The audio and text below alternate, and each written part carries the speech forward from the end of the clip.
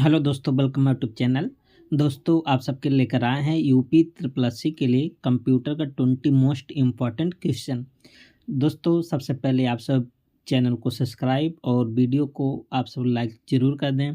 दोस्तों, आप सब वीडियो को लाइक नहीं करते हैं। मान लेते हैं हमारे वीडियो पर कम व्यूज आते हैं, मान लेते हैं 50 व्यूज आता है, तभी 50 व्यू में कम से कम आधा लोग तो आप सब लाइक होना चाहिए। मान लेते हैं आप सबको लाइक करने में टाइम लगता है, ठीक है, तो भी कुछ तो आप देखते हैं 2-4 लाइक भी मिलता है, जबकि इसमें कोई पैसा नहीं लगता है, ठीक है। तो कम से कम लाइक 1 लाइक आप सब ज़रूर कर दें, ठीक है। मेहनत लगता है हर चीज़ में, तो इस मेहनत को आप सब समझें और मेहनत से आप सब पढ़ें, ठीक है। तो देखिए, आज का क्वेश्चन का लेवल भी मेंटेन बनाए रखे हैं जैसे आयोग पूछ रहा है, ठीक है। तो चलते हैं, पहला क्वेश्चन क्या है देखिए। कृत्रिम बुद्धिमत्ता का मतलब होता है एआई में उस क्षमता को क्या कहा जाता है जिसके माध्यम से मशीनें अपने पिछले अनुभव और उपलब्ध डेटा के आधार पर भविष्य के निर्णयों की गुणवत्ता में स्वतः सुधार करती है, बिना हर स्थिति के लिए जाने अलग से प्रोग्राम किए जाने के मतलब इसके बाद क्या रहेगा, ठीक है। इसका मतलब ये है कि कृत्रिम बुद्धिमत्ता की क्षमता को क्या कहा जाता है जिसके माध्यम से पिछला अनुभव जो हो और नए डेटा के हिसाब से जो प्रिडिक्शन करता है उसको हम क्या बोलते हैं, लर्निंग बोलते हैं, ठीक है। तो इसका आंसर क्या बन जाएगा, बी ऑप्शन बन जाएगा। आप सब जानते हैं कि मशीनें क्या कहते हैं, डेटा के माध्यम से सीखती है, जो नए डेटा आते हैं उसके माध्यम से सीखती है, ठीक है। और जो पुराना डाटा रहता है उसके माध्यम से, जैसे आप चैट जीपीटी से है कोई सवाल पूछते हैं, वो थोड़ी ना जनरेट करता है, जो इसके पास डेटा है ना उसी में से आप सबको मतलब शॉर्ट टेस्ट करके देता है, ठीक है। वो कोई नया चीज़ अपने आप से सोचता नहीं है, जो पूरा गूगल पर है, जो क्लाउड पर जितने भी उसके बारे में इंफॉर्मेशन है सब उसी में से आप सबको छाट के देता है, ठीक है। देखिए, आर्टिफिशियल इंटेलिजेंस की सबसे महत्वपूर्ण विशेषता क्या चीज़ है, लर्निंग, सीखता रहता है। इसका अर्थ है कि मशीन अपने अनुभव और डेटा से सीखती है और समय के साथ बेहतर निर्णय लेने लगती है। यही गुण एआई को पारंपरिक प्रोग्रामिंग से अलग करती है, ठीक है। मोस्ट इम्पॉर्टेंट क्वेश्चन है। क्वेश्चन नंबर 2 देखिए, ये भी मशीन लर्निंग से लिया गया है। कह रहा कि मशीन लर्निंग के अंतर्गत सुपरवाइज लर्निंग तकनीकी में मॉडल को किस प्रकार डेटा दिया जाता है ताकि वह सही और गलत परिणामों में अंतर समझ सके। दोस्तों, ये सब जो क्वेश्चन है ना आप सब जब डीप में पढ़ेंगे तब आप सब अच्छे से कर लेंगे, ठीक है। अब मशीन लर्निंग 3-4 प्रकार का होता है, जैसे सुपरवाइज, अनसुपरवाइज, सेमी सुपरवाइज और रिइंफोर्समेंट, मुख्यतः 3 ही होते हैं, ठीक है। तो दोस्तों, आप सबको एक बहुत अच्छा तरीका बताने वाले हैं, ठीक है। इस टाइप के क्वेश्चन को कैसे आप अटेम्प्ट करें। सबसे पहले सुपरवाइज लर्निंग क्या होता है, इसमें आपको पता है लेबल डेटा यूज होता है, ठीक है। और अनसुपरवाइज में बिना लेबल डेटा यूज होता है, ठीक है। और रिइंफोर्समेंट जो होता है वो पनिशमेंट और रिवार्ड पर आधारित होता है। ये सब आप सबको बताए हैं, कई बार बताए हैं, ठीक है। तो देखिए, अब उसके डीप में पूछा है कि सुपरवाइज लर्निंग तकनीकी में मतलब उस डेटा किस प्रकार का डेटा होता है ताकि वह सही और गलत परिणामों में अंतर समझ सके। आप सब जानते हैं जब आप एआई से पूछते हैं ना, एआई तुरंत सेपरेट कर दे, ये चीज़ गलत है, ये चीज़ सही है ना। तो किस प्रकार का डेटा चाहिए, तो आप बताएंगे इनपुट और आउटपुट दोनों के साथ डेटा इसमें चाहिए, ठीक है। तो ऑप्शन क्या बन जाएगा, सी। देखिए, सुपरवाइज लर्निंग में लेबल डेटा यूज होता है, ठीक है। सुपरवाइज लर्निंग में डेटा पहले से लेबल किया हुआ होता है, ठीक है। इसमें इनपुट के साथ सही आउटपुट भी दिया जाता है ताकि मॉडल यह सीख सके कि कौन सा परिणाम सही है और कौन सा परिणाम गलत है। बात समझ में आया आप सबको। क्वेश्चन नंबर 3 दोस्तों, क्वेश्चन नंबर 3 सॉल्व करने से पहले आप सबको बता दें, यदि यूपी जीके प्लस कंप्यूटर के डिटेल में नोट्स चाहते हैं तो आप सब डिस्क्रिप्शन बॉक्स में जाएंगे, वहाँ पर कॉन्टैक्ट नंबर होगा, आप संपर्क कर सकते हैं, ठीक है। दोस्तों, आपको इतना ज़रूर कहना चाहेंगे, नोट्स को पढ़ने के बाद आप सब कहीं भी टेस्ट दीजिए, किसी भी प्लेटफ़ॉर्म पर, चाहे ऑनलाइन हो चाहे ऑफ़लाइन हो, ठीक है? आप सबका नंबर कम से कम 13-14 तो रहेगा ही। और जो आयोग जिस हिसाब से क्वेश्चन पूछता है, अगर आप सब सिंपल क्वेश्चन मान लेते हैं पूछ लिया, तो कम से कम 15 बाई 15 बना के आएँगे। एक बार आप सब जो पीडीएफ है, जो नोट्स है, चाहे यूपी जीके का हो चाहे कंप्यूटर का हो, ज़रूर पढ़ें, ठीक है? 10 जगह पढ़ने से अच्छा एक ही चीज़ को 2-3 बार पढ़ लें, आराम से नंबर आ जाएगा, ठीक है? नहीं तो कंप्यूटर बहुत अच्छे लेवल का पूछता है सवाल। कह रहा है कि डीप लर्निंग तकनीकी को मशीन लर्निंग से अधिक प्रभावशाली क्यों माना जाता है? अच्छा, आप सबको बताए थे कि जो डीप लर्निंग है ना, मशीन लर्निंग का उन्नत रूप है, इतना तो सबको पता ही हो गया होगा, ठीक है? और डीप लर्निंग मशीन लर्निंग से ज़्यादा प्रभावशाली है। देखिए यहाँ पर भी कहा है, जब डेटा की मात्रा बहुत अधिक और जटिल हो, मतलब उस कंडीशन में भी डीप लर्निंग मशीन लर्निंग से ज़्यादा प्रभावशाली होता है। कब? जबकि इसके पास ज़्यादा कॉम्प्लेक्स डेटा भी होता है ना? और बहुत ज़्यादा भी होता है, तब भी प्रभावशाली डीप लर्निंग माना जाता है। क्यों? क्योंकि ये न्यूरल नेटवर्क पर आधारित होता है डीप लर्निंग, ठीक है? इसीलिए होता है, क्योंकि इसमें बहुस्तरीय न्यूरल नेटवर्क होते हैं। एक क्वेश्चन तो आप सब कर लिए होंगे, ठीक है? अगर आप सब कंटिन्यू बने होंगे, ऑप्शन बी हो जाएगा। देखिए, जो डीप लर्निंग में मल्टीपल हिडन लेयर वाले न्यूरल नेटवर्क होते हैं, जो जटिल पैटर्न को पहचानने में सक्षम होते हैं, इसलिए बड़े और जटिल डेटा के लिए अधिक प्रभावशाली होता है। मोस्ट इम्पॉर्टेंट है सब क्वेश्चन। क्वेश्चन नंबर 4 देखिए, कह रहा कि ओएसआई, आपको कल बताए थे ना, ओएसआई में कुल कितने लेयर होते हैं? 7 लेयर होते हैं, ठीक है? ओएसआई मॉडल में वह कौन सी परत है जो ये सुनिश्चित करती है कि एक डिवाइस से भेजा गया डेटा सुरक्षित और सही प्रारूप दूसरे डिवाइस तक पहुंच सके? तो कौन सा लेयर होता है? दोस्तों, आप सबको जो एक प्लेलिस्ट बना टॉपिक वाइज, ठीक, उसमें एक वीडियो है, केवल ओएसआई लेयर को ही समझाया गया, हर जितने भी लेयर है सबको डिटेल में बताया गया, तब उसको आप सब ज़रूर देखें। तो जो डिवाइस को सुरक्षित डेटा और सही प्रारूप के लिए कौन सा लेयर होता है, उसको बोलते हैं प्रेजेंटेशन लेयर, ठीक है? तो ऑप्शन क्या बन जाएगा? सी बन जाएगा, ठीक है? तो देखिए, प्रेजेंटेशन लेयर डेटा का इनक्रिप्शन, डिक्रिप्शन और फॉर्मेटिंग करती है, और जो जिसमें ये होता है इनक्रिप्शन डिक्रिप्शन, तो आप जानते हैं कि वो डेटा क्या होता है, ज़्यादा सुरक्षित होता है। इससे डेटा सुरक्षित और समझने योग्य बनता है। क्वेश्चन नंबर 5 ये भी ओएसआई से लिया गया है। देखिए, कह रहा है कि ओएसआई मॉडल की वह कौन सी परत है जो डेटा पैकेट को सही रास्ते से गंतव्य तक पहुंचाने का निर्णय लेती है? मोस्ट इम्पॉर्टेंट क्वेश्चन है, ठीक है? तो सही रास्ते पहुंचाने कौन निर्णय लेती है? नेटवर्क लेयर आप बता सकते हैं, ठीक है? तो ऑप्शन क्या बन जाएगा? बी। देखिए, नेटवर्क लेयर का मुख्य कार्य राउटिंग करना और आईपी एड्रेस के माध्यम से सही पथ का चयन करना होता है। तो इसका आंसर क्या बन जाएगा? Network layer. क्वेश्चन नंबर 6 देखिए, क्वेश्चन नंबर 6 क्या है? क्लाउड कंप्यूटिंग से लिया गया है, और यहाँ भी आप सबके पेपर में आया है क्वेश्चन। क्लाउड कंप्यूटिंग में उपयोग के अनुसार भुगतान की सुविधा उपयोगकर्ता के लिए क्यों लाभकारी मानी जाती है? अच्छा, क्लाउड कंप्यूटिंग क्या होता है? इसमें सब ऑनलाइन, जैसे आप सब पेन गूगल ड्राइव होता है ना, गूगल ड्राइव पर आप सब अपना डेटा, फ़ोटो कोई भी आप सब सेव कर सकते हैं, और उसको कभी भी किसी भी डिवाइस में एक्सेस कर सकते हैं।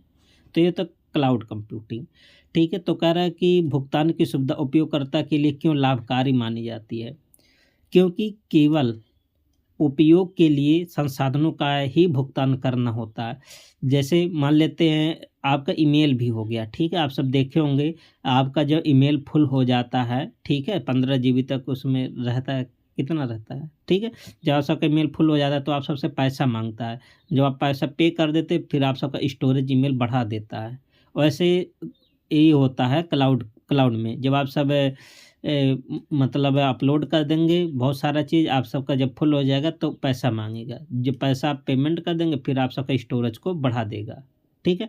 तो यही है, केवल जो इसमें पैसा लगेगा ना आपके उपयोग के अनुसार, जितना आप उपयोग करेंगे आप संसाधन का उतना ही आपको केवल पैसा देना होता है। ठीक है, तो सी ऑप्शन हो जाएगा करेक्ट। आगे क्या है देखिए, क्लाउड कंप्यूटिंग में पे एज यू यूज मॉडल होता है, जिसमें उपयोगकर्ता जितना संसाधन इस्तेमाल करता है उतना ही भुगतान करता है। इससे लागत कम होती है। ठीक है, ऐसा नहीं एक्स्ट्रा, इसमें जितना आप सभी स्टोरेज लेंगे उतना आप सबको पैसा पेमेंट करना पड़ेगा। क्वेश्चन नंबर 7 देखिए, कह रहा कि सॉफ्टवेयर एज ए सर्विस, इसी को एस भी बोलते हैं। ठीक है, ये सब क्लाउड कंप्यूटिंग से संबंधित है। मॉडल के अंतर्गत उपयोगकर्ता को किस प्रकार की सुविधा प्रदान की जाती है? एक होता सास, एक होता IaaS, ठीक है, एक होता पास, PaaS। ठीक है, तो software as a service, infrastructure as a service है ना, ये सब आप सबको डिटेल में बताएं। तो कह रहा कि software as a service model के अंतर्गत उपयोगकर्ता को किस प्रकार की सुविधा मिलता है? तो इसमें इंटरनेट के माध्यम से सॉफ्टवेयर का उपयोग होता है, जैसे ऑनलाइन, जैसे MES 360 आ गया ना, जो ऑनलाइन सेवा है। जैसे आप इंटरनेट के माध्यम से कोई सॉफ्टवेयर चला रहे हैं, एप्लीकेशन ना हो, इंटरनेट के माध्यम से, जैसे बहुत सारे तरीके होते हैं ना, जो जैसे आप सबको सिंपल लैंग्वेज में बताएं कि बहुत सारे, अब तो सब जितने भी आप सब यूट्यूब पर देखेंगे टीचर होंगे, सबका अपना अपना एप्लीकेशन होगा। नहीं तो पहले क्या करते थे कि ऑनलाइन वेब के माध्यम से चलाते थे क्लास को। ठीक है, तो वही चीज़ें इंटरनेट के माध्यम से सॉफ्टवेयर का उपयोग सास के अंतर्गत किया जाता है। देखिए सास मॉडल में सॉफ्टवेयर इंटरनेट के माध्यम से उपलब्ध कराया जाता है, जैसे गूगल डॉस हो गया या जीमेल हो गया। ठीक है, क्वेश्चन नंबर 8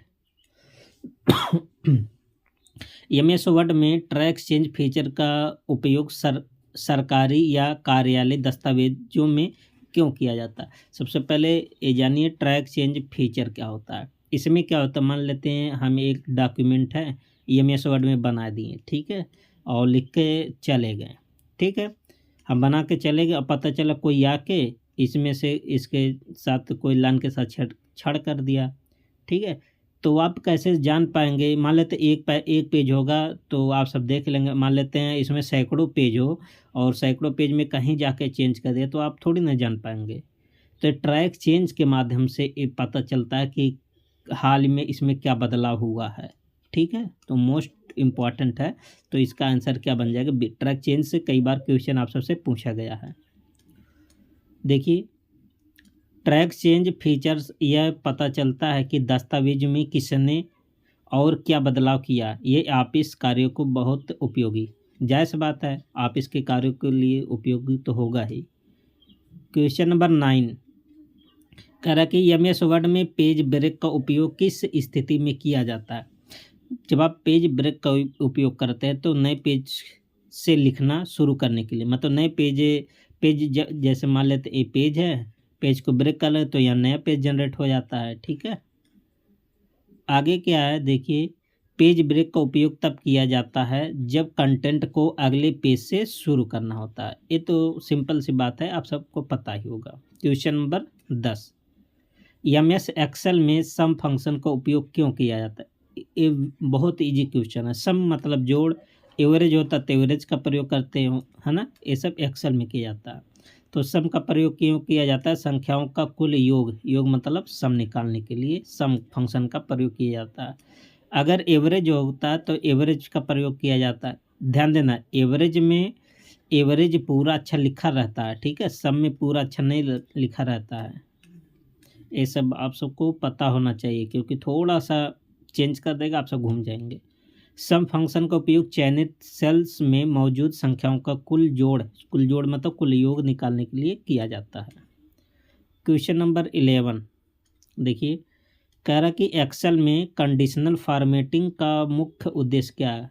कंडीशनल फॉर्मेट में जैसे इफ हो गया, ठीक है, जैसे काउंट हो गया, काउंटा हो गया, काउंट इफ हो गया, है ना, ये सब शर्त के लिए होता है, कंडीशन के लिए होता है ना, कि कहाँ से कहाँ तक जोड़ना, कहाँ से कहाँ तक एवरेज करना है। ठीक है, तो इसका आंसर क्या बन जाएगा? बी बन जाएगा। देखिए, कंडीशनल फॉर्मेटिंग से डेटा को किसी विशेष शर्त के आधार पर कलर या स्टाइल देकर अलग किया जाता है। जैसे मान लेते हैं बहुत सारा ऐसे रो कॉलम बना हुआ ना, ठीक है, मान लेते हैं केवल इतना ही एरिया इसको कलर करना है, हाईलाइट करना है, तो किसका प्रयोग करेंगे? कंडीशनल फॉर्मेटिंग का प्रयोग करेंगे। ठीक है, अगला क्वेश्चन क्या है? क्वेश्चन नंबर है 12। ईमेल प्रणाली में एसएमटीपी प्रोटोकॉल की भूमिका क्या होती है? तो एसएमटीपी को आप सबको कई बार बताएं, तो लगभग लोगों का क्वेश्चन सही बनना चाहिए। सिंपल मेल ट्रांसफ़र प्रोटोकॉल, मतलब ईमेल भेजने का एक प्रोटोकॉल है। ठीक है, अच्छा, ईमेल प्राप्त करने वाले का कौन कौन सा प्रोटोकॉल है? POP3 और IMAP। ठीक है, ये दोनों रिसीव करने के प्रोटोकॉल हैं। ठीक है, एसएमटीपी का प्रयोग ईमेल को भेजने के लिए किया जाता है। क्वेश्चन नंबर 13, देखिए, Alt+4 शॉर्टकट की का प्रयोग किस लिए किया था? मोस्ट इंपॉर्टेंट है। जैसे जब आप सबका लैपटॉप हो गया हैंग करने लगे ना, तो डायरेक्ट अगर आप सबको बंद करना अपना लैपटॉप, तो किसका प्रयोग करेंगे? Alt+4 का। विंडोज़ या एप्लीकेशन को बंद करने के लिए Alt+4 का यूज करते हैं। ठीक है, देखिए, Alt+4 को दबाने से वर्तमान में चल रहे विंडो हो गया एप्लीकेशन, इन सबको बंद करने के लिए किया जाता है। ठीक है, अगला क्वेश्चन है question number 14। World wide web मुख्य रूप से किस प्रोटोकॉल पर आधारित होता है? तो इसके लिए दो प्रोटोकॉल है, एक होता है HTTP hyper text transfer protocol, एक होता है HTTPS। देखिए यस, यहाँ यस फॉर सिक्योर है। ठीक है, तो इसका आंसर क्या बन जाएगा? बी। आगे आप सब देख सकते हैं कि www world wide web HTTP और HTTPS प्रोटोकॉल के माध्यम से वेब पेजों को एक्सेस करता है। क्वेश्चन नंबर 15 कह रहा है कि फायरवॉल का प्रयोग कंप्यूटर नेटवर्क में क्यों किया जाता है? आपको बताएं कई बार फायरवॉल क्या करता है? अनधिकृत एक्सेस को रोकता है। ठीक है, तो इसका आंसर क्या बन जाएगा? B option. ये सब क्वेश्चन कई बार पूछे जाने वाले क्वेश्चन है। ठीक है, क्वेश्चन नंबर 16 कह रहा है कि कंप्यूटर वायरस को सबसे सही रूप में कैसे परिभाषित किया जा सकता है? मतलब कंप्यूटर जो वायरस है, इसका सबसे अच्छा डिफिनेशन कौन सा हो सकता है? तो हानिकारक प्रोग्राम ये एक प्रकार का होता है जो सिस्टम को नुकसान पहुंचा देता है। बिल्कुल बात सही है। जैसे जो कंप्यूटर वायरस होते हैं ना, ये भी एक प्रकार का प्रोग्राम होते हैं, सॉफ्टवेयर के रूप में होते हैं। ठीक है, जो कंप्यूटर में आ जाने पर कंप्यूटर के जो फाइल होते हैं, प्रोग्राम होते हैं, उसको ख़राब कर देते हैं। ठीक है, और इसको हटाने के लिए किसका यूज होता है? एंटीवायरस का।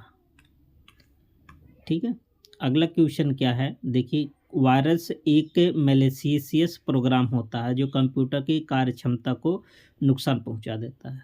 Question number 17 boot sector virus किस भाग को प्रभावित करता है? ठीक है, तो ये जो बूट सेक्टर वायरस होता है ना, जो हार्ड डिस्क का पार्ट होता है, मतलब आप कह सकते हैं हार्ड डिस्क के बूट सेक्टर को इफेक्टिव कर देता है। ठीक है, तो इसका आंसर क्या बन जाएगा? बी बन जाएगा। बूट सेक्टर वायरस किसको करता है? हार्ड। देखिए, बूट सेक्टर वायरस कंप्यूटर के स्टार्ट होने की प्रक्रिया को प्रभावित करता है।